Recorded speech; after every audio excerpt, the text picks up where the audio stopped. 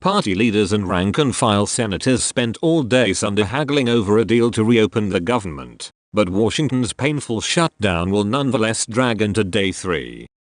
Shortly after 9 p.m. Sunday, Senate Majority Leader Mitch McConnell announced that the chamber would vote on a plan at noon Monday to fund the government through the 8th of February. In an attempted concession to Minority Leader Chuck Schumer, McConnell said he would take up legislation to protect some young immigrants from deportation if a deal to address their status is not reached by the time funding expires in early February.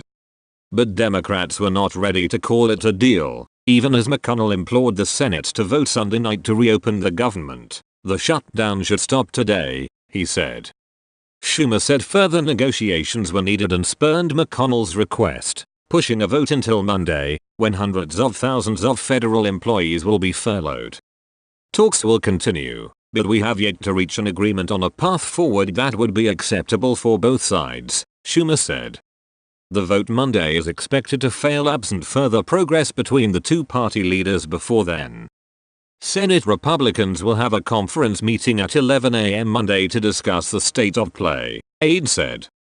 The late-night exchange capped a furious round of negotiations Sunday between Schumer and McConnell, as well as a group of deal-making senators desperate to reopen the shuttered government. Senators from both parties took a proposal to the party leaders after the centrists met for 90 minutes on Sunday afternoon. Their proposal would reopen the government through the 8th of February and have McConnell commit on the Senate floor to holding an immigration vote before that date. A commitment that McConnell approached but did not definitively agree to, in part because Republicans worry they could not complete an immigration debate before the next funding deadline.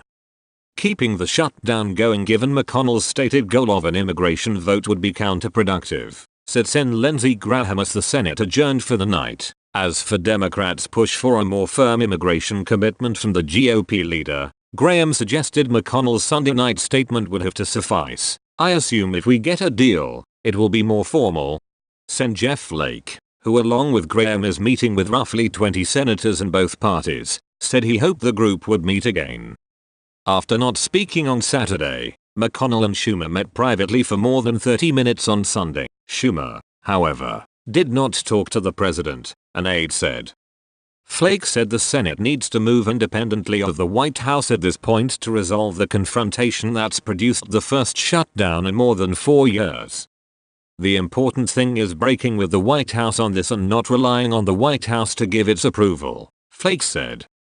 Despite his public thaw after 2 days of lashing Democrats, it remains to be seen whether McConnell can provide enough reassurance to Democrats to win their votes. Some Democrats said they need to know the House would take action on an immigration bill, too.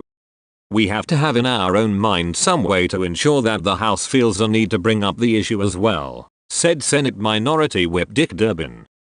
The centrists are eager to end the brinkmanship that has erupted at the one-year mark of Donald Trump's presidency. Democrats insist that any funding legislation extend Obama-era protections for undocumented immigrants who came to the United States as children, while Republicans have said they won't negotiate on immigration until the government reopens. The group of roughly 20 moderates include Sens. Lamar Alexander, Chris Coons, Joe Manchin, Susan Collins, Flake, Graham, Mark Warner, Lisa Murkowski, Tim Kaine, Devar, and Jan Shaheen. Some liberals are still wary. They fear that Speaker Paul Ryan could repeat the exercise of 2013, when the Senate passed an immigration bill and the House didn't take it up. It depends on whether it's part of a must-pass bill. That is my strong preference. The goal is to have the DREAM Act passed, said Sen. Richard Blumenthal in an interview. I have no confidence, zero, in Paul Ryan bringing that bill to the floor. Republican leaders are also skeptical. They believe committing to an immigration vote would just throw Democrats a lifeline and prefer to negotiate on the Deferred Action for Childhood Arrivals program only after the government reopens. Does that mean if we have an agreement by February 15 that's not good enough? Senate Majority Whip John Cornyn said of the plan to hold an immigration vote by the 8th of February. I just think people are nervous because they shut down the government and are looking for face saving. Still, McConnell listened to the presentation by a group of GOP senators to allow such a vote by the 8th of February. He thanked those Republicans on the floor Sunday evening.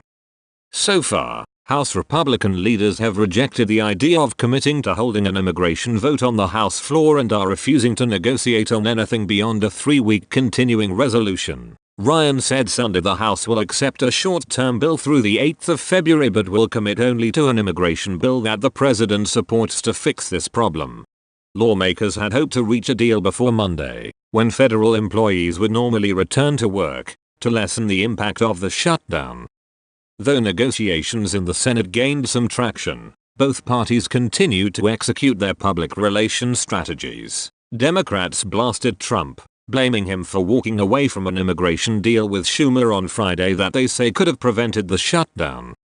How can you negotiate with the president under those circumstances where he agrees face to move forward with a certain path and then within 2 hours calls back and pulls the plug? Durbin said on ABC's This Week with George Stephanopoulos.